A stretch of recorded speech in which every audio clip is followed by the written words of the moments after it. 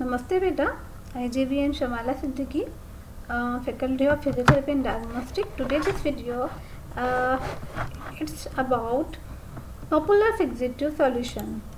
Fixative solution, some of the more popular and traditional fixative solutions are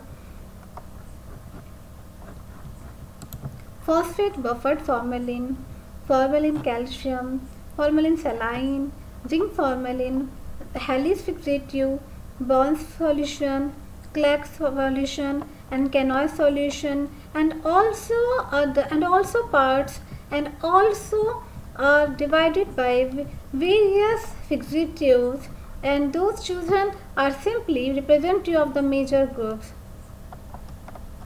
And these fixatives are commercially ready-made available, and the most widely used formaldehyde based fixative for routine histopathology, and the buffer tends to prevent the formation of the formalin pigment, and many epitopes require antigen retrieval for the successful IHC following its use.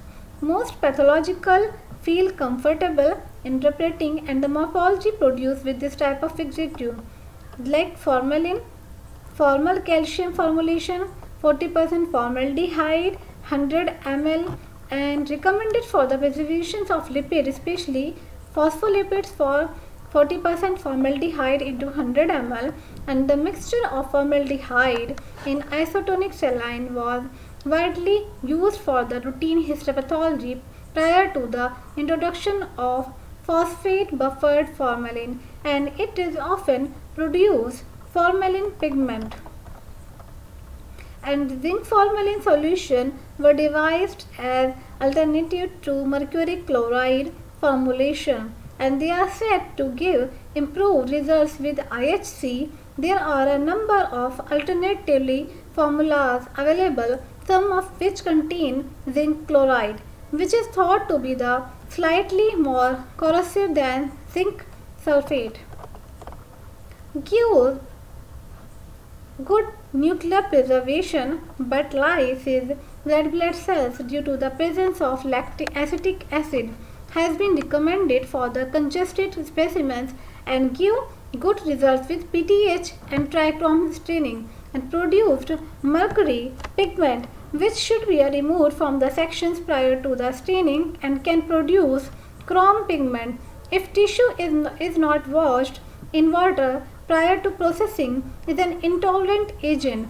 So after water washing, tissue should be stored in 70% ethanol. So considered excellent for the bone marrow, extramedullary hematopoiesis, and intercalated disc of the cardiac muscle, and produced mercury pigment which should be removed from the sections prior to the staining, and can produce chrome pigment if the tissue is not washed in water prior to the processing. It is an intolerant agent. So after washing, tissue should be stored in 70% alcohol because of the low pH of the fixative formalin pigment may also occur. So despite its mercury content and consequent problems with disposal, this fixative is popular for the fixation of hematopoietic and lymphoid tissues, and it produces excellent nuclear, provide good results with many special strains, and it's recommended for IHC. Sections will require of the removal of mercury pigment prior to the staining, and tissue should not be stored in this fixative but placed in 70% ethanol. So Boyne's fluid and Boyne's solutions gives very good results with tissue, and it is subsequently trichrome stain and preserve the glycogen well, but usually less erythrocytes, sometimes recommended for gastrointestinal tract biopsies, and animal embryos and endocrine gland tissues stains through tissue bright yellow due to the picric acid, and excess picric should be washed from the tissue prior to the staining with 70% ethanol. Because of its acidic nature, It will slowly remove small calcium deposits and iron deposits. So, recommended for gastrointestinal tract specimen and fixation of endocrine tissues, produces less lysis than bone, has some decalcifying properties.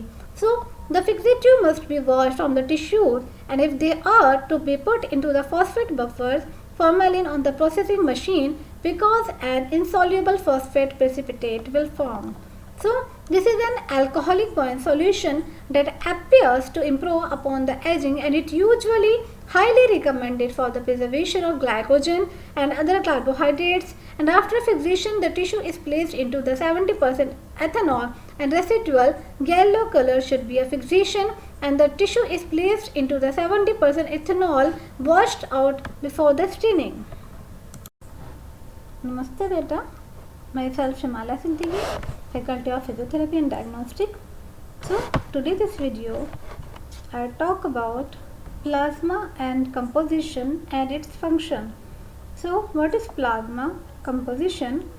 Plasma contains about 92% water, and this water helps to fill up blood vessels, which keeps blood and other nutrients moving through the heart. And the remaining 8% of plasma contains several key materials including protein, immunoglobulin and electrolyte. When blood is separated into key components including red blood cells, plasma, and plasma look like a yellow tinged fluid. The plasma main functions is the removal of waste from the cellular functions that help to produce energy, and plasma accept and transport for this waste to other areas of the body such as the kidneys or liver for excretion. Plasma also helps maintain the body temperature by absorbing and releasing heat as needed. It additionally to transporting waste and regulating body temperature, plasma has several other key functions that are carried out by its different components. So what are proteins? Protein contains two key proteins called albumin and fibrinogen. Albumin is vital for the maintaining a balance of fluid called oncotic pressure in the blood, and the pressure is what keeps fluid leaking into the areas of the body and skin where less fluid usually collect. For example, people with low albumin level may have swelling in their hands, feet and abdomen. Fibrinogen helps to reduce active bleeding and making it an important part of the blood clotting process. If a person loses a lot of blood, they'll also loss of plasma and fibrinogen. So this makes it harder for the blood to clot, which can lead to the significant blood loss. So plasma contains gamma globulin, a type of the immunoglobulin. Immunoglobulin helps the body fight off the infections. And what are electrolytes? Electrolytes conduct electricity when dissolved in the water, hence their name. Common electrolyte including sodium, potassium, magnesium and calcium. Each of these electrolytes plays a key role in the body. When you don't have enough electrolytes, you can have a range of symptoms including muscle weakness, seizures, unusual heart rhythms. And what are the plasma donation needed? When a people lose a lot of blood, often due to traumatic accident or surgery, they also lose a lot of plasma. Given all the functions of plasma, this can have serious effects on the someone's health. This is why organizations collect plasma in addition to whole blood. So how it's done? There are two ways to donate plasma. The first is by donating whole blood. A laboratory then separate the blood components including plasma as needed, and the other way involves donating only plasma. This is performed through a method known as plasmapheresis and also apheresis. Apheresis, it is a machine draws blood from a vein into a centrifuge. A centrifuge, it is a machine that spins rapidly which separates plasma from other blood components. Plasma, it is a naturally lighter than many other components, so it tends to the rise to the top during this process, and the machine will keep plasma and send other components like RBCs and back into your body. And donated plasma keeps for about a year, and it is usually kept frozen and until it's needed. Who can donate for the plasma? Each laboratory or blood bank may have different requirement regarding to who can donate plasma. So generally, donors must be between the age of 18 to 69 years old and have not donated plasma in the last 28 days. The 28-day rule allows the donor's body to heal and repair itself, and this provides about 13 opportunities to donate plasma per year.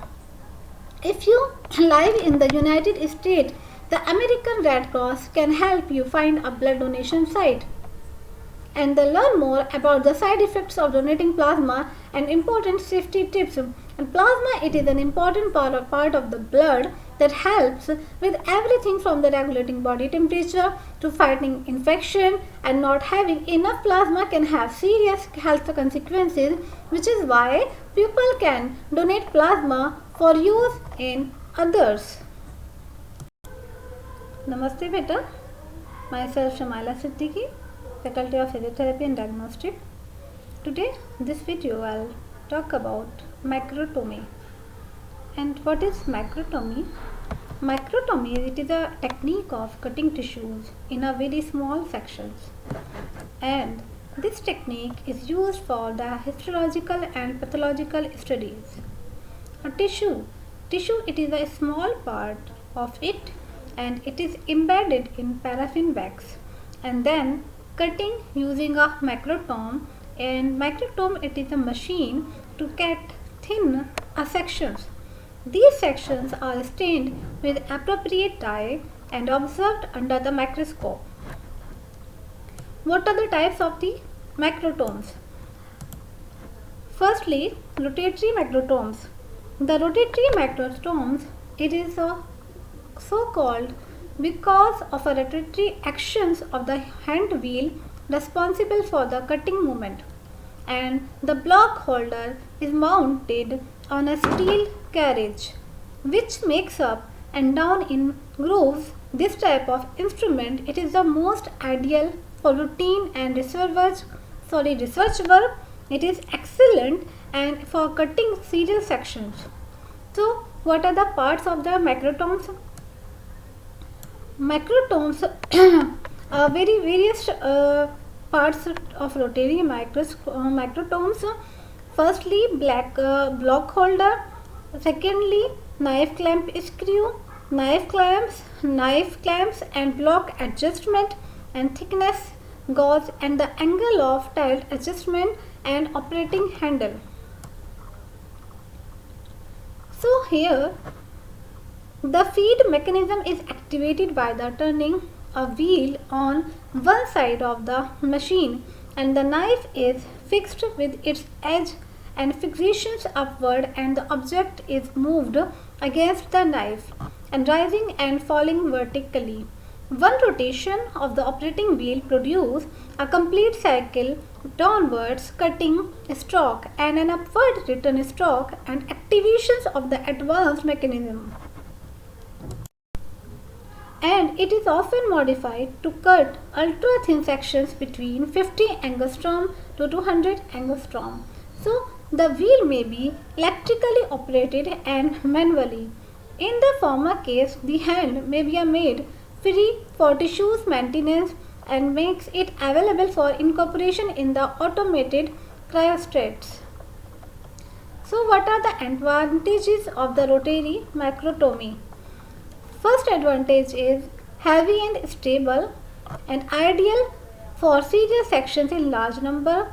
Paraffin embedded tissues are cut by a rotary macrotome. The knife holder is movable and the sections are cut are flat. and it is useful for routine and research work. Next is sliding or base leach macrotome.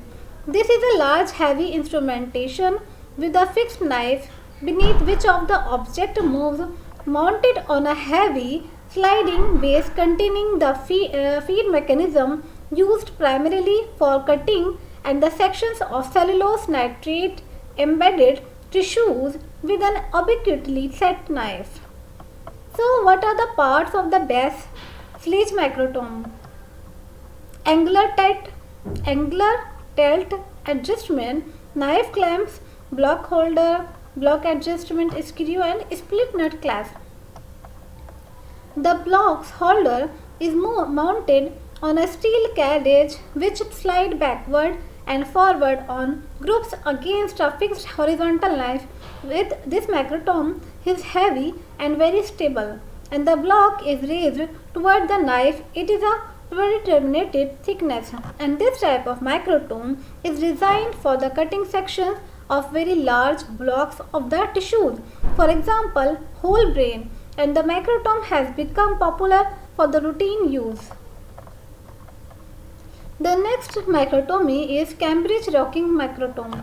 The instrument is so named because the arm has to move in a rocking motion while cutting the section, and the instrument was invented by the Sir Horace Dawn in 1881, was developed by the Cambridge Company, hence it is called the Cambridge rocking macrotome.